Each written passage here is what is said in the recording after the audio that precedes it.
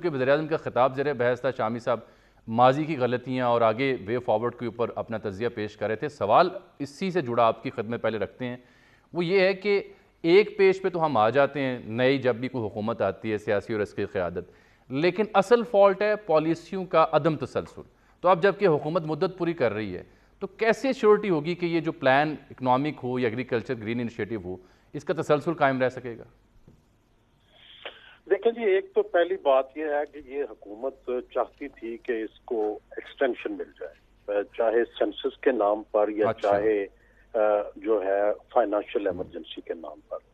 लेकिन ऐसा लगता है कि एस्टेब्लिशमेंट ने इस आइडिया को पसंद नहीं किया और यूं इस हुकूमत को भी ये मानना पड़ा है कि ये अगस्त में जा रहे हैं और इसलिए ये अब ये कोशिश करेंगे कि जो स्टिपुलेटेड टाइम है उससे एक या 2 दिन या 4 दिन पहले तोड़ देंगे असम्बलियां ताकि 3 महीने की मुद्दत मिल जाए। लेकिन असल मसला ये है कि एक तो जाहिर है इकोनॉमी का मसला है और दूसरा मसला ये है कि अभी जो इलेक्शन होंगे उसमें ऐसे लगता है कि शहरों में पीटीआई का वोट बैंक उसी तरह बरकरार है और अगर मौजूदा सिचुएशन भी बरकरार रही तो पीटीआई को बड़ा फायदा होगा। लेकिन दूसरी तरफ एस्टेब्लिशमेंट और जो पीडीएम की जमातें हैं ये नहीं चाहेंगी कि पीटीआई को खुला हाथ मिले और खुला मैदान मिले और वो इस तरह जीत जाए। तो मुझे ये लगता है कि अक्टूबर का जो आइडिया है इलेक्शन का वो पूरा होता हुआ नजर नहीं आता क्योंकि इतनी जल्दी से वोट बैंक को तोड़ना, अब तो नवंबर का इलेक्शन होगा ना, अलग करना। जी जी, नवंबर में इलेक्शन होगा। जी मैं समझता हूँ नवंबर भी इस काम अगर तो देखो फेयर इलेक्शन करवाने हैं तो यस अक्टूबर में भी हो सकते हैं, नवंबर में भी हो सकते हैं।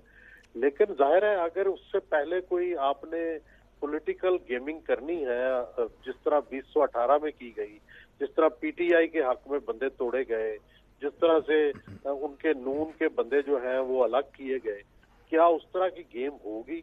अगर तो उस तरह की गेम होनी है तो फिर टाइम थोड़ा है, फिर जो है वो पीटीआई एडवांटेज में रहेगी इस थोड़े टाइम से और इसलिए मुझे ये लगता तो है। सुहेल साहब यही मेरा आपसे सवाल है कि अगर अपनी मर्जी की पिच बनानी है तो उसके लिए वाकई वक्त कम है, तो अगर वक्त ज्यादा चाहिए हो तो उसकी फिर क्या तरकीब होगी? क्योंकि ना तो ये मरदमशुमारी और ना फाइनेंशियल इमरजेंसी वाली बात बनी है। सुप्रीम कोर्ट से इजाजत लेनी पड़ेगी और सुप्रीम कोर्ट चाहे जस्टिस काजी फैज ईसा की हो, चाहे जस्टिस बंदयाल की हो, चाहे जस्टिस मंसूर अली शाह की हो, जस्टिस तारक मसूद की हो, वो सारे आइन के बड़े पाबंद हैं और आइन को मानने वाले हैं।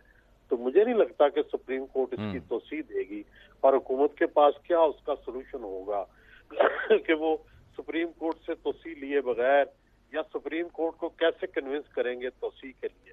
तो फिर अगर इलेक्शन करवाने हैं तो इसका मतलब यह है कि पीटीआई जो है वो उसका रिस्क लेना पड़ेगा, वो मेजॉरिटी में भी आ सकती है, वो थोड़ी सी कम सीटें भी ले सकती है, लेकिन एक बड़ी ताकत के तौर पर वो सामने आएगी। तो ये वो सारे मसाइल हैं जिनका अभी सोल्यूशन नजर नहीं आता। मुझे लगता है कि अब जो पूंजी है वो पीडीएम के हाथ से निकल के एस्टेब्लिशमेंट के हाथ में जा चुकी है।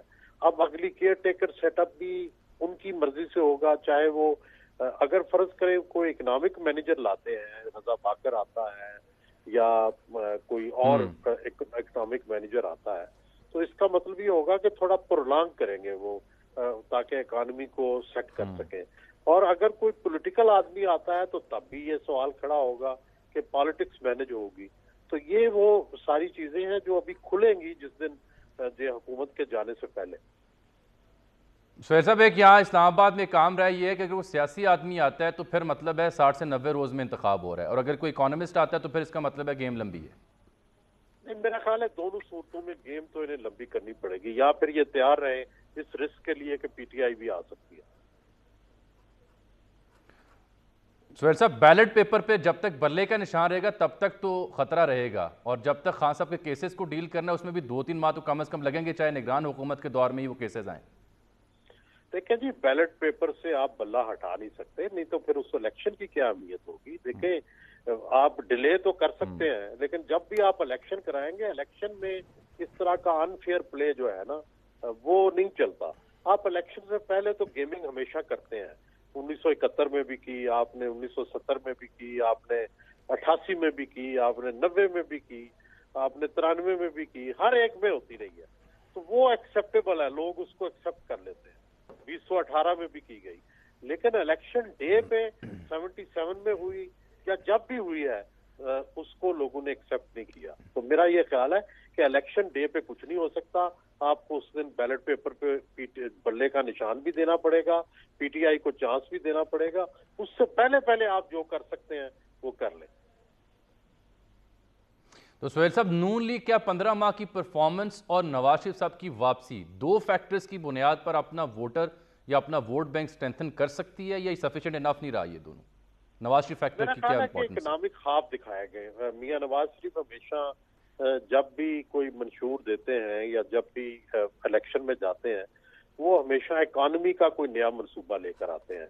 इस दफा भी वो इकोनॉमी का ही कोई ख्वाब जो है और ये प्लान है वो लेके आएंगे कि मैं ये करूंगा। पिछली दफा जब आए थे, आपको याद होगा, तो उन्होंने बिजली की लोड शेडिंग के खात्मे का जो है वो मंसूबा बनाया था और खात्मा कर दिया था। उससे पहले आए थे तो उन्होंने लिबरलाइजेशन ऑफ इकोनॉमी की थी और वो किया था। इससे पहले जो है वो मोटरवेज बनाए थे। तो हर दफा वो कोई ना कोई एजेंडा जो है लोगों के सामने पेश करते हैं। क्या वो बाय होगा इस तरह की पोलराइज सिचुएशन में, ये देखने की बात है।